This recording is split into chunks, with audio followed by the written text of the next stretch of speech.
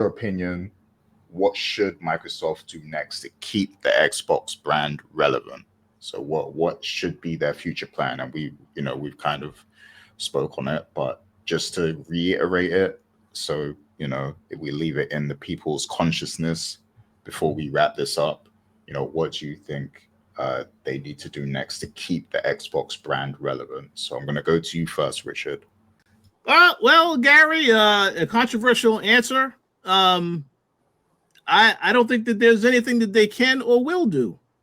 I mean, now they all they can do is release games, the hardware. I feel as though Xbox brand identity is gone because Gears of War, Halo, and Halo is the last game remaining that hasn't gone to PlayStation yet. That will happen at some point in time. I'll be surprised when they announce this next Halo game sometime in October. I will be surprised if they don't announce this is also coming to PlayStation. But I feel like they, again, Gears of War, like I said it previously, that beta was packed on PlayStation. It was a lot of people playing. Clearly, people want to play more Xbox games on PlayStation. So I feel like only thing that Xbox can do now is focus on making great games, making great hardware, but that's about it. There's not going to really be any exclusive content to the console or whatever platform they're on. I just feel like they don't really care about that anymore. They just want to get games out to everywhere, to as many people as possible. So if they focus on doing that, then that's it. They'll be good. But again, like you guys said, if things do not work out with these other partnerships, if they're making the hardware and stuff, then yeah, Xbox is over with. But for now, all they can really focus on, I think, is making great games and hardware. That's it. Yeah, that is a way to look at it. And I'll go right before Anthony. We're gonna end with Anthony, but yeah, my thoughts on this is I think Microsoft and Xbox needs to go the direction that Anthony mentioned. So like the way I see it is right. The PC gaming market is huge, like and there's many benefits to being a PC gamer, right? But there's a barrier of entry because it's very technical. A lot of people, they're confused about which parts they need to buy to build the system. They don't know where they can buy a pre-made one from. And then when you buy the system, there's so much to it, like because Windows 11 is like there's a lot of bloat, there's a lot of different programs you need to enable and all this stuff. So it's very technical for a lot of people. And sometimes you just want to play a game and it doesn't work on your system because of XYZ. You might have the wrong graphics card or whatever, and you need to install a plugin to fix it. There's all these technical issues with PC gaming, right? That makes people not willing to buy into PC gaming because they just want to play a game. They just want to turn it on and play. That's it, right? So I think that is going to be Microsoft's solution moving forward. They are going to be the ones to simplify the PC gaming experience with the next Xbox system. Like Anthony mentioned, is probably going to be Asus or something. It's going to be made by them, but Microsoft is going to put their custom Windows OS on there, and the OS is going to allow you to you install the different game marketplaces, whether it's Epic Games, Steam, or Blizzard. They got their own launcher, so you could have all these different launchers on there. And it's just turn on and play. It's a gaming PC, but it's just turn on and play. That's it. Like, and maybe you can install their own apps on there, like Notes or whatever, Word, if you want to. But it's going to be very simplified. It's not going to be like a normal PC that you use for work and gaming. It's going to be to be specifically for gaming. So I think that is going to be their next iteration of the Xbox, along with the handheld. The handheld is going to be another option because handhelds are getting popular again. So they are going to have the Rogue Ally option also for people who want to bring their games with them. So I think that needs to be what they focus on. And beyond that, obviously, Game Pass is still going to be that service that, you know, it's going to be their main kind of subscription service that you could also put that on, you know, a TV or whatever, you know. So I think that's what they probably need to focus on. In terms of the games, you know, they still have a lot of IPs. They have Call of Duty, they have Overwatch, they have, you know, they have so many IPs now that they've acquired these companies. They just need to make sure that the top IPs that have the biggest base of players are always going to come out, you know. So Forza, Call of Duty, Overwatch, World of Warcraft, you know, they need to make sure these IPs are always under development, always getting updates and all that. If they can manage to do that, I think they can survive into the next generation. You know, the minute they start canceling these big IPs, then that's when the problem starts, because you're gonna get a lot of angry gamers if you cancel, you know, development of Overwatch 3 or something, or, you know, whatever. So they need to make sure all of those IPs stay intact and are serving the player base. So that's my thoughts on Microsoft, Xbox moving forward. But Anthony, what's your thoughts? Yeah, man, I think you put it perfectly. I think both of you guys pretty much put it. You know, I definitely think like Xbox as a competitor to PlayStation, Nintendo, those days are over. I don't think that's a day in the future anymore. I think that's like right now, right? Like I think it's over. Like they're no longer a competitor to PlayStation and Nintendo. If anything, they want to see themselves as a partner to PlayStation, Nintendo now. You know, you can't beat them, join them. That's been around since the Bible days, right? So Microsoft just going with the oldest strategy in the book, man. You can't beat them, join them. You know, so they start putting their games on Nintendo, start putting their games on PlayStation. So forget that. We're gonna play a different game, and that's basically what Xbox is doing. And so the question is, can Xbox continue to, you know, be relevant? Yeah, I think so. If they go this way of like trying to be the Roku of video games, yeah, I think there's a future there. If executed right, I think there's a future there for sure. So we'll just have to wait and see. You know, if they execute that vision right, then Microsoft will forever have a place in gaming. Xbox will forever have a brand in gaming. Now, the brand just won't be what we know it as.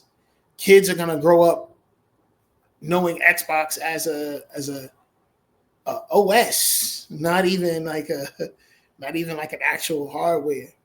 So that's what's happening. That's what's happening. So yeah, I think they'll still be around, and will they still be able to be a factor and get money? I think so. I mean, we mentioned it earlier. You know, Game Pass is very much still a good offer. Microsoft is very much still making really good competitive games. So as long as Microsoft is making like industry tent poles, there's not a world where Game Pass is invaluable. You know what I mean? Where you can get Forza, Halo. Like, yeah, all these games are coming to PlayStation, but for $90. You know what I mean? Like, forget all that. You know what I mean? Like, so we ain't mentioned that. We ain't mentioned that. It's going to cost you a good maybe $400, $500 to truly own the Microsoft catalog on a PlayStation and on a PC if we really want to keep it a buck if you don't have Game Pass. So, yes, I still think they got a very competitive offer. They're just not a hardware manufacturer no more, you know? And they will make hardware, but the thing is, the hardware that they're making, they don't need to sell at a discount anymore. So whatever hardware does come out, I have no shadow of a doubt it's going to be top of the line. I have no shadow of a doubt it's going to be top of the line, but guess what? It's not going to be priced competitively. It's not going to be priced competitively. That new Xbox, that joint gonna be expensive. And you know what? It's gonna be worth it because it's gonna probably be some high-end PC shit. And they don't need to sell 1 million of them either. Because they're gonna make money out the gate. So so I think there's a world where they can exist and continue to exist and continue to be a factor. So they just won't be competitive. The console wars are over. PlayStation won, and now we getting into another war landscape. That's all. It's another game now. So that's my answer. Oh yeah, absolutely. And yeah, you mentioned the hardware. That's another thing I forgot to say, right? Because if they do go the simplified PC gaming route, where it's like, a simplified PC gaming Xbox, they could also make it so you could upgrade it. So like, and they'll make that process easy too. So like, they'll literally just have like a slot on the back of it for graphics card, processor, RAM, whatever. So then all you got to do is just you buy a new one, slot it in, and they could keep this box going for decades if they wanted to. Like just or they could release new limited editions or whatever. So there's a lot of flexibility there. I can see that them selling like what they call them, a frame, and just like the chip is in the frame and the processors in the and then you can literally take those pieces out and upgrade just by doing that. Yeah. Make it modular. Make the next box very modular. Yeah, they can they'll exist. Yeah, they can still exist doing that. And look, like I said, that's going to be a box for me. That's going to be a box for me. And the reason why is because I want a box that can play everything. I want to play Miles Morales. I want to play Halo. I want to play, but you know what? I don't want to pay for everything. So I want that Game Pass. So I ain't got to spend $80 every time I want to play a game. You know what I'm saying? Without Game Pass, Expedition 33 doesn't become what it was. It doesn't become the success it was. Because so many people would have been like, nah, I'm good. So my thing is, bro, I'm not paying $90 each game. I'm done. I'm not doing that. And everybody's like, oh, the price of Game Pass don't go up. Yeah, you know what? It might. It might. Yeah. It might. But you know what? It might $90 each game is still more expensive than a $2, $3, price increase on Game Pass. Man. Oh yeah. And one last point I will add. Perfect example. You mentioned Expedition 33. I believe right after that, Doom came out. All these games, Game Pass. That's why I said, if you have Game Pass, you've been eating good this entire year because every major game that's come out, almost every major game, you've been able to access on Game Pass. So even smaller titles. Like, what was that joint? The Blueprints or something? Like, everybody was talking about that. That was a 9 out of 9 that came out, 10 out of 10 game that came out. And it was a small little indie title. So they even starting to get like critically acclaimed indie titles. Yep. To be on that service. Like, it's becoming like, I'm sorry, man. Like, I don't see, honestly, PlayStation users are rich, bro. I got bread, man. I got bread. It's like you're paying for all these. I don't see how y'all do it, man. That's crazy. A lot of them also bought a PS5 Pro, so yeah, they got some money. They got some a lot of money, man. Now, bro, y'all spending 90 racks, 90 bones, a title. My goodness. I'm saying in a world like that, you telling me would Xbox still exist? Yes. Yes. You see the Trump bill that just dropped? Trump just dropped that bill where mad people take off their health care, cutting taxes for the rich, all of this stuff he doing. And then, come on, man. You just got 8,000 people cut by Microsoft. Like, all these jobs getting lost, not just in Microsoft, across different industries. And you tell me you got $90 to buy a game? I'm good, man. Y'all got money. PlayStation users got money. Discretionary income. Like, so. But wait, they've got PlayStation Plus, right? Come on. you know PlayStation Plus ain't doing that. You know they ain't doing that. PlayStation users like to pretend that service is worth a damn, but it ain't. I'm sorry. I'm sorry, man. But y'all won. Y'all won the console war. So as long as you got that, spend your $90 with pride. So. Yep. PlayStation did win the war. Well, them or Nintendo, one of them. But yeah, Microsoft, they're known as a software company. So when it comes to the software and digital is where everything's going, so they do have that advantage of being that. And like Anthony said, they've been building up to this for a long time. Like, how long ago was Game Pass launched? Has it been a decade yet? I don't know, but it's been a long time. So it has been around for a while. They've been setting this up for a long time. So yeah.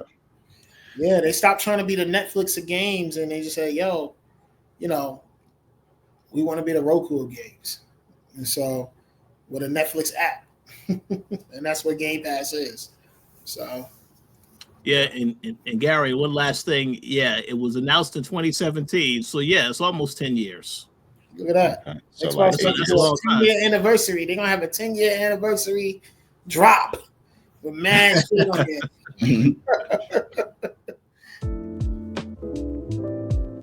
TheCoalition.com.